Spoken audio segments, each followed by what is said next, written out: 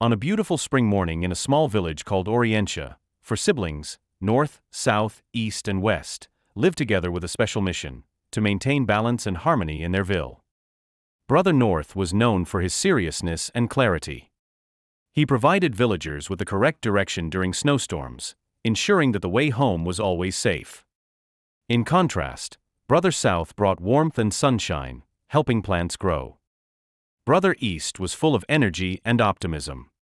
He brought fresh, cool mornings, and every day, people awoke to the sunrise, feeling the energy and hope of a new beginning. On the other hand, Brother West brought peaceful evenings and spectacular sunsets, giving villagers time to reflect and relax after a long day. This story highlights the importance of the cardinal points and how they contribute to the structure and balance of the world we live in.